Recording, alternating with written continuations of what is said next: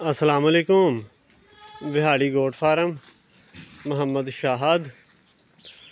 हाँ जी दोस्तों, की हाल है? ठीक हो? अच्छा दोस्तों, मैं तूड़ी के मतलब एक वीडियो लगाई सी ते उहदे विच मुख्तलिफ मेरे वीरां दे ना कमेंट आए हैगे आ। दोस्तों मैं उस दिन तुहानूं क्लीयर मैं दस दिता सी कि लूसन दी है ते तूड़ी दे मतलब ना, क्योंकि मैं खुद तूड़ी पाना रहा वां तो जिस तरह फिर टाइम गुजरता गया तो फिर उस हिसाब नाल फिर मैं चेंजिंग ये ले आंदी सी, क्योंकि मैं इस टाइम लै रहा वां दूध लै रहा वां तो मैं फिर उस हिसाब नाल मैं तो गल कर दी। तो बाकी हर इलाके की अपनी है वा बकरी की नस्ल हैगी आ, तो कई ऐसिया नस्ल जिस तरह कि टैडी है वा उन्होंने तुसी तूड़ी जिस तरह वंडा मिक्स करके जिवें मर्जी तुसी पा सकते हो। तो ਉਹਦੇ ਵਿੱਚ मैं उस दिन गल करना भुल गया सी। गल है कि अगर जे तुसी तूड़ी ते इहदा लूसन दी हे दा कंपैरिजन करो ना, तो ਆਪਾਂ ਕਰਦੇ ਕੀ ਹੈਗੇ ਆ, सिर्फ ਆਪਾਂ देखना ਹੁੰਦਾ ਵਾ कि तूड़ी ਦੇ ਵਿੱਚ ਕੋਈ थोड़ा जिहा वंडा मिक्स करके तो बस बकरी का पेट भरन वाली गल करनी है। बाकी चीज़ों का नहीं देखना कि यार इनू किहड़ी चीज़ की जरूरत हैगी आ। अगर सही देखा जाए, अगर जे तुसी गंदम की तूड़ी इस्तेमाल करते हो ना, तो कम अज़ कम आधा किलो वंडा जिहड़ा वा तूड़ी विच मिक्स करके तो उस तो बाद जिहड़ा आधा किलो वंडा बकरी नूं चाहीदा। जिहड़ी बकरी जिहड़ी है ना, वड्डी बकरी जिहड़ी है वा, उस तो इलावा उन्होंने आधा किलो वंडा तूड़ी तो बगैर चाहिदा। आधा किलो तुसी तूड़ी विच मिक्स करके वो पट्ठियां दी जगह ते पा लिया, उन्हें इस्तेमाल कर लिया, तो बस उस बाद जे तुसी कहो कि बस ये नाल इहदी भी ताकत जिहड़ी हैगी आ पूरी हो जाएगी, वो चीज़ इस तरह नहीं हुंदी हैगी।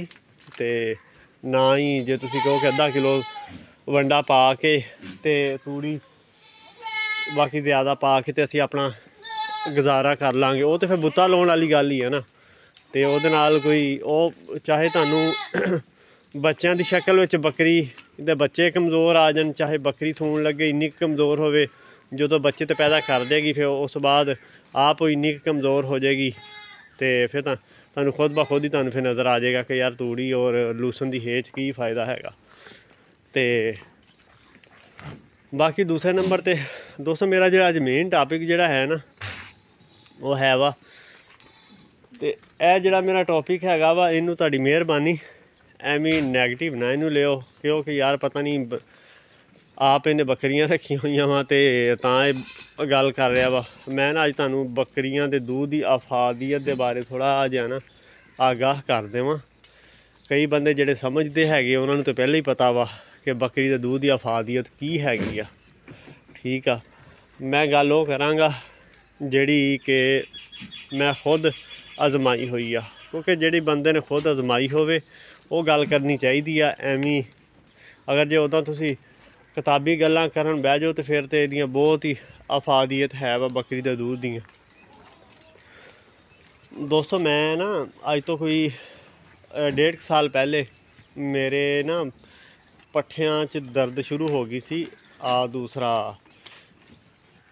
गर्दन के पट्ठे नहीं होंदे, मैं मोटरसाइकिल चला के कोई 15-20 किलोमीटर का सफ़र करना ना, तो मेरे बहुत ज़्यादा थकावट महसूस होनी, तो बैक साइड वाले जिहड़े पट्ठे आ ना वो बड़े दर्द करने शुरू हो गए। हालांकि दूध जिहड़ा है मैं पहले भी पीना सीगा, तो मैनू ना किसी ने कहा कि यार तू ना, मैं दस्या मैं यार, कहंदा यार तू दूध नहीं पीना। मैं कहा यार मैं दूध तो मैं पीना वा, तो कहंदा यार फिर तू इस तरह कर, बकरी का दूध जिहड़ा ना, कहंदा बकरियां तुहाडे है वा, कहंदा तू बकरी का दूध कहंदा इस्तेमाल कर, कहंदा फिर कहंदा मैनू दसी।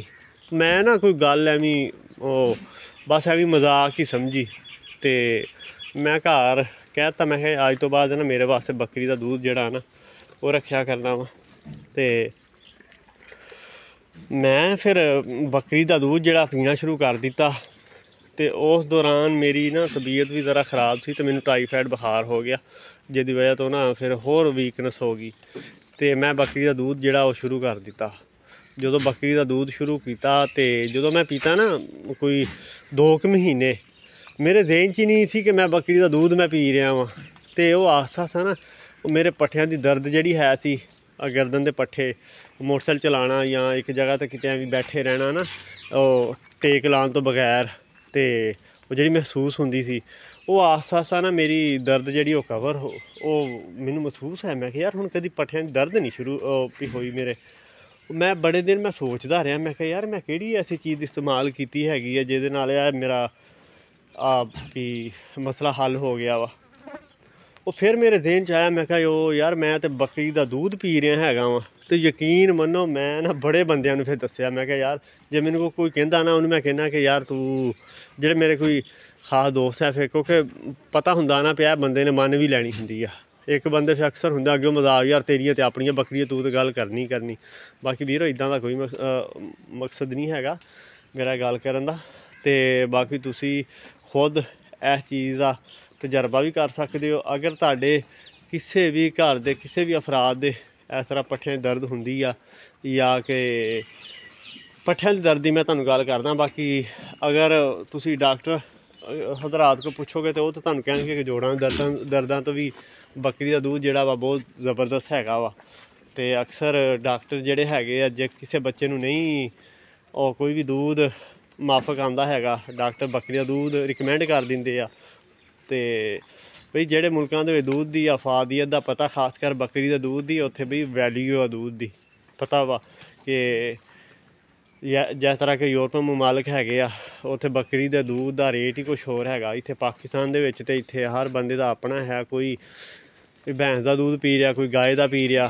ਅਤੇ ਸਭ ਤੋਂ ਅਫਾਦੀਅਤ ਜਿਹੜੀ ਹੈ ਨਾ, ਮੈਂ ਮਹਿਸੂਸ ਕੀਤਾ ਹੈਗਾ ਵਾ ਕਿ ਦੁੱਧ ਜਿਹੜਾ ਹੈ ਨਾ, ਅਗਰ ਤੁਸੀਂ ਚਾਹੁੰਦੇ ਹੋ ਕਿ ਅਸੀਂ ਵੀ ਜਿਸ ਤਰ੍ਹਾਂ ਕਿ ਮੈਂ ਤੁਹਾਨੂੰ ਪੱਠਿਆਂ ਦੀ ਦਰਦ ਦਾ ਮੈਂ ਤੁਹਾਨੂੰ ਦੱਸਿਆ ਵਾ, ਅਗਰ ਕਿਸੇ ਵੀ ਬੰਦੇ ਦਾ ਮਸਲਾ ਬਣਦਾ, ਥਕਾਵਟ ਹੋ ਜਾਂਦੀ, ਉਹ ਬੱਕਰੀ ਦਾ ਦੁੱਧ ਪੀ ਕੇ ਦੇਖੇ ਅਤੇ ਇਨਸ਼ਾਅੱਲਾ ਉਹਨੂੰ ਖੁਦ ਹੀ ਬੱਕਰੀ ਦਾ ਦੁੱਧ ਦਾ ਪਤਾ ਚੱਲ ਜਾਏਗਾ ਕਿ ਬੱਕਰੀ ਦੇ ਦੁੱਧ ਦੀ ਕਿੰਨੀ ਕੁ ਅਫਾਦੀਅਤ ਹੈਗੀ ਆ। ਅਤੇ ਬਾਕੀ ਇੰਨਾ ਕੁ ਹੈ ਸੀ ਇਨਫਾਰਮੇਸ਼ਨ ਜੋ ਮੈਨੂੰ ਪਤਾ ਹੈ ਸੀ, ਉਹ ਮੈਂ ਭਰਾਵਾਂ ਨਾਲ ਸ਼ੇਅਰ ਕਰ ਦਿੱਤਾ ਵਾ। ਅਗਰ ਕੋਈ ਬੇਸ਼ੱਕ ਕੋਈ ਇਖਤਲਾਫ ਕਰਨਾ ਚਾਹਵੇ ਤਾਂ ਬਈ ਬੇਸ਼ੱਕ ਕਰ ਸਕਦਾ ਵਾ। ਅਤੇ ਬਾਕੀ ਮਿਹਰਬਾਨੀ ਤੁਹਾਡੀ ਕਿ ਤੁਸੀਂ ਇਸ ਵੀਡੀਓ ਨੂੰ ਜਿਹੜਾ ਨਾ ਨੈਗੇਟਿਵ ਨਹੀਂ ਲੈਣਾ ਹੈਗਾ, ਅਤੇ ਇਹ ਜ਼ਰਾ ਕਰਕੇ ਵੀ ਦੇਖ ਲਿਓ, ਤੁਹਾਨੂੰ ਖੁਦ ਬ ਖੁਦ ਹੀ ਪਤਾ ਚੱਲ ਜਾਏਗਾ ਕਿ ਵਾਕਈ ਹੀ ਇਹਦੇ ਵਿੱਚ ਕੋਈ ਸੱਚਾਈ ਹੈ ਵਾ ਜਾਂ ਨਹੀਂ ਹੈ। ਓਕੇ ਜੀ, ਅਸਲਾਮ ਅਲੈਕੁਮ।